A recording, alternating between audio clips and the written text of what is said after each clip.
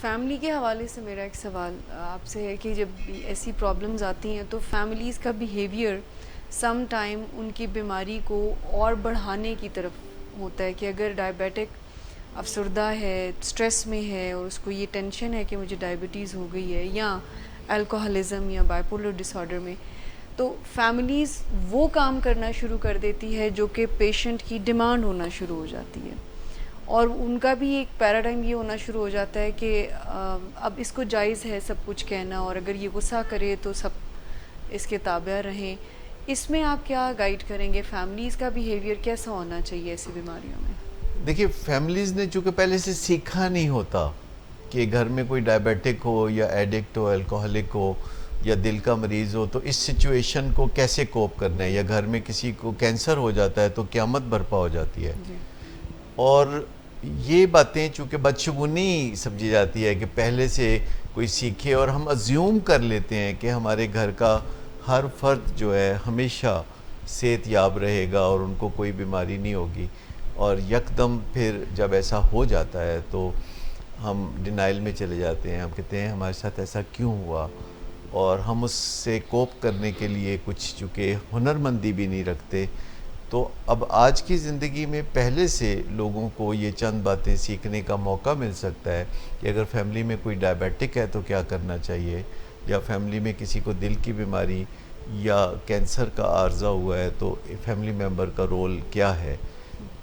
ان سب بیماریوں میں فیملی کا رول کافی ملتا جلتا ہے، لیکن یہ ڈیزیز اسپیسیفک بھی ہوگا کہ ڈائبٹیز میں کیسا رول ہوگا اور دل کی بیماری میں، اور کون سی بات کہنی ہے اور کون سی بات نہیں کہنی. اگر آپ ہسپتالوں میں بھی جا کے دیکھیں، جو مریض بستر پر لیٹے ہوتے ہیں اور لوگ ان کی تیمارداری کے لیے آتے ہیں تو کافی مزیدار باتیں وہاں دیکھنے کو مل رہی ہوتی ہیں. سر وہ یہ لازمی سمجھ رہے ہوتے ہیں کہ ان کو ذرا ایک ترس اور بیچارے والا رول فیل کروایا جائے، یعنی جو مریض کی فیلنگز ہیں ان کے ساتھ چلنے کی وہ کوشش کرتے ہیں. جیسے ہسپتال میں مریض لیٹا ہوا ہے تو اس کو، میں پچھلے دنوں یہ کسی ہسپتال میں گیا تو ایک مریض پہ ایک خاتون کسی مریض کو کہہ رہی تھیں کہ پہنا کچھ نہ پوچھے ڈاکٹر کی کر دینے، ایتے ون کے رکھ دینے.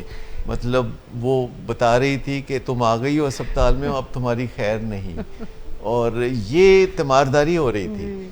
اور دوسری طرف جو پرہیز کا معاملہ ہے تو یاد رکھیے کہ جو بھی ڈاکٹر کہتا ہے کہ آپ نے یہ پرہیز کرنا ہے، آپ کے اہل خانہ اس سے الٹ کرنے میں آپ کی ہمدردی سمجھتے ہیں. وہ بالکل کہہ رہے ہوتے ہیں کوئی نہیں کھا لو، ڈاکٹر تو کہتے ہی ہوتے ہیں تم کھا لو، اللہ خیر کرے گا، اللہ دے حوالے. اس میں وہ لکھتا ہے there is no off day in diabetes and make your family realize you are diabetic. یعنی کہ آپ نے فیملی کو بھی بتانا ہے، یہ نہیں کہ اس کے فیملی تو کہہ رہی ہوتی ہے کہ تم اپنے آپ کو ڈائبیٹک نہیں سمجھنا. بالکل یہ پوائنٹ میں چاہ رہی تھی کہ اس کو جو ٹیبلٹس مل چکی ہیں، جو انسولین مل چکی ہے، اس کا کام ہے. اب تمہارا کوئی کام کہتے دل پہ نہیں لگانا، سر وہ ان کی گولیاں کر لیں گے. ابھی آپ نے کچھ دیر پہلے ایک مایوس ڈاکٹر کا ذکر بھی کیا کہ پے در پے مرضی کے رزلٹس نہ ملنے پر ڈاکٹر حضرات بھی کئی دفعہ مایوس ہو جاتے ہیں اور مریضوں کی اچھی خدمت کرنے کی بجائے مان لیتے ہیں کہ نہیں انہوں نے تو ٹھیک ہی نہیں ہونا. اسی طرح آپ نے یہ نادان فیملی کا بھی ذکر آپ کر رہے ہیں. لیکن کہ ڈاکٹر نہ صرف بڑی مایوسی کا مظاہرہ کرتے ہیں بلکہ اس کے ساتھ ساتھ ڈاکٹر معصوم بھی بہت ہوتے ہیں. وہ مریضوں کے پیچھے چلنا شروع کر دیتے ہیں. اور ہونا تو یہ چاہیے کہ ڈاکٹر کو بیماریوں کے معاملے میں مریضوں کے ساتھ بات چیت کرتے ہوئے لیڈرشپ کا رول لینے کی ضرورت ہوتی ہے. لیکن زیادہ تر ڈاکٹر اپنی کسی انسیکیورٹی کی وجہ سے یا ناتجربہ کاری کی وجہ سے وہ مریض جو دوائی کہتا ہے کہ مجھے اس طرح کی دوائی لکھ دے تو وہ اس طرح کی دوائی لکھ دیتے ہیں. اگر مریض کہتا ہے کہ یہ دوائی بند کر دے یا انسولین میں نے نہیں لگانی تو وہ کہتے ہیں کہ چلو اسے بند کر دیتے ہیں. سائیکیٹری میں بھی پیشنٹ مینیپولیٹ کر لیتے ہیں، ڈاکٹر کو کہتے ہیں یہ والی جو دوائی ہے یہ نہ مجھے دیں، اور ڈاکٹرز کر بھی رہے اور ڈاکٹر ایسی باتیں کر رہے ہوتے ہیں جو ایکچولی مریض سننا چاہتا ہے لیکن وہ اس کے بھلے کی نہیں ہوتی.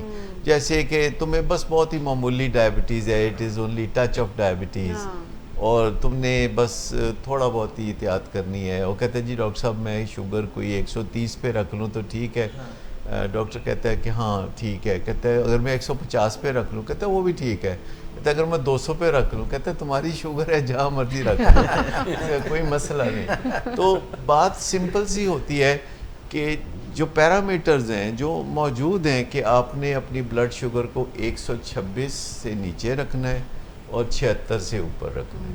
اب آپ اسی رینج میں، جو کہ بہت چھوٹی ونڈو ہے اور بہت چھوٹا رینج ہے، اس کے اندر رکھنا ہے. اسی طرح وزن کا معاملہ ہے کہ آپ نے اپنا وزن کتنا رکھنا ہے. تو یہ نہ ڈاکٹر کی مرضی ہے نہ آپ کی مرضی ہے، یہ جو معیاری چارٹس بنے ہوئے ہیں، اگر آپ یہ جاننا چاہتے ہیں کہ آپ کا وزن کتنا ہونا چاہیے یا کیا آپ اوور ویٹ ہیں یا آپ اوور ویٹ نہیں ہیں، یہ بات اگر جاننا ہو تو اب تو آپ گوگل پہ جا کے بڑے آسانی سے پوچھ سکتے ہیں کہ میرا اتنا قد ہے، میرا اتنا وزن ہے، کیا میں اوور ویٹ ہوں.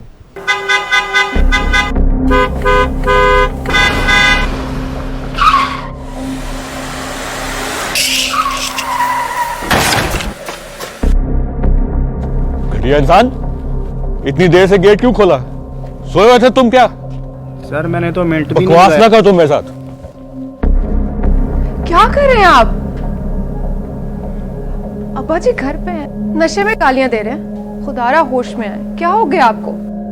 ہوش میں کیسے آؤں؟ سارا کیا دھرا انہی کا تو ہے. شراب نوشی کی وجہ کردار کی خرابی نہیں، موڈ کی خرابی ہے. شراب نوشی کبھی بھی نشے کی بیماری میں بدل سکتی ہے.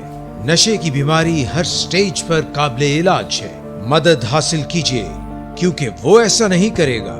ولنگ ویز سے مدد حاصل کیجیے، کہیں سے بھی مدد حاصل کیجیے، لیکن فوری مدد حاصل کیجیے.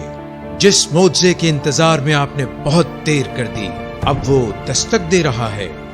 مدد حاصل کیجیے، مدد حاصل کیجیے، مدد حاصل کیجیے.